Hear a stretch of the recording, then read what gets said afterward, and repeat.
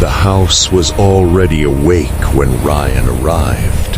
That was the first thing he felt. Not saw, not heard, but felt.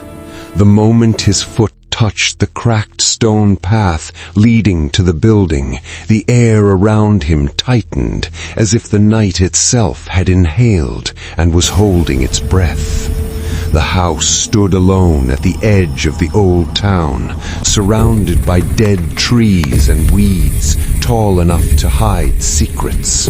No lights, no sound, just a massive, decaying structure with broken windows that looked like hollow eyes staring back at him.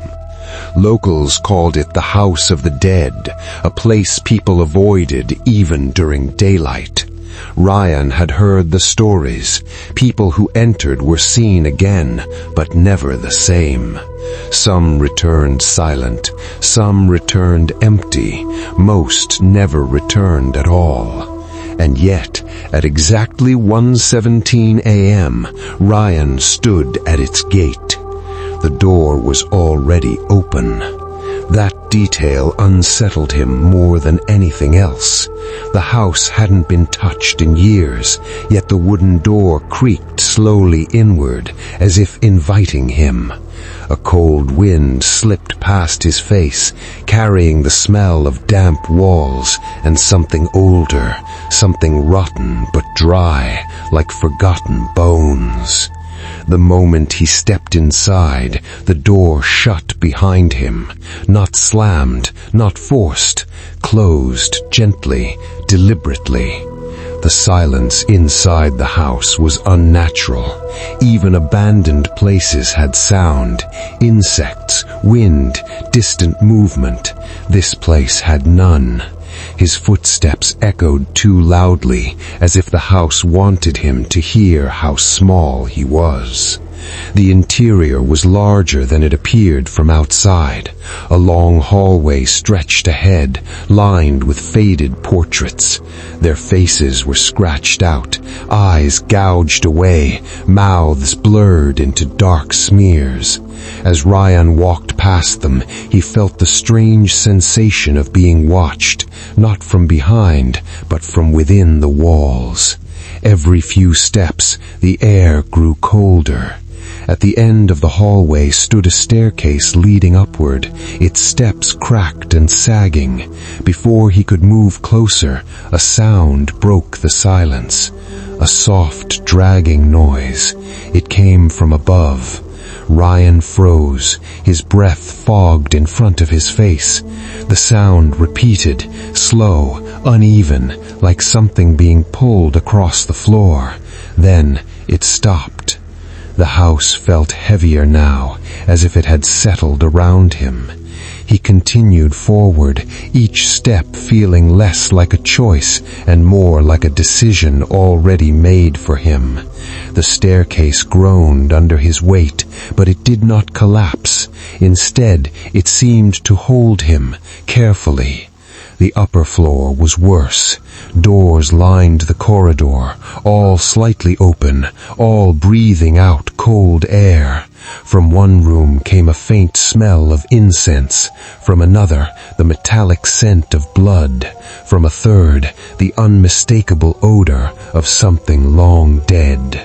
As he passed the rooms, images flashed in his mind, not memories, but moments that didn't belong to him. People crying, people begging, people lying still on the floor, while shadows stood over them. Then he heard footsteps. They were behind him. Ryan turned quickly, but the corridor was empty. Still, the footsteps continued, slow, deliberate, matching his own pace, but always half a second late. When he stopped, they stopped. When he moved, they followed. His chest tightened. At the end of the corridor was a single door, different from the rest. It was newer, cleaner.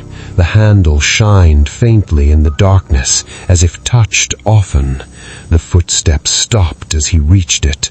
The moment his fingers wrapped around the handle, the whispers began. Not voices, breaths, close, surrounding, filling the air with quiet desperation. He couldn't understand the words, but he understood the emotion. Regret, fear, pain. The door opened on its own. Inside was a large room, empty except for a mirror covering the far wall from floor to ceiling. The surface was dusty, yet perfectly reflective. As Ryan stepped inside, the door closed behind him again. In the mirror, he saw himself. Then he saw someone else. A figure stood behind him in the reflection, tall, thin, its skin stretched tight, its eyes sunken and lifeless. But when Ryan spun around, the room was empty. Back in the mirror, the figure was closer. The whispers grew louder now, overlapping, panicked. The mirror began to fog, except for the area around his reflection. Slowly, words appeared on the glass, as if written by invisible fingers. "You are home." Ryan felt his legs weaken. His reflection smiled, but he did not. Behind him, the room filled with shadows, peeling away from the walls like wet skin. They gathered near the corners, standing upright, forming shapes that resembled people but lacked detail. The house was no longer silent. It was breathing. The shadows moved closer, and suddenly Ryan understood. This house didn't kill people, it kept them. Every room was a memory, every sound a fragment. The dead weren't gone, they were absorbed. The mirror cracked, a sharp pain shot through his chest, and the world tilted. The whispers stopped all at once, replaced by a deep, crushing silence. Morning came. The house stood quiet again, unchanged, abandoned. A man was seen walking out of it, pale, calm, expressionless. He did not look back. He did not speak to anyone who tried to stop him. He simply walked into the town and disappeared among the living. But that night, in the house of the dead, a new portrait appeared on the wall. Its face was untouched, and its eyes followed anyone who dared to enter.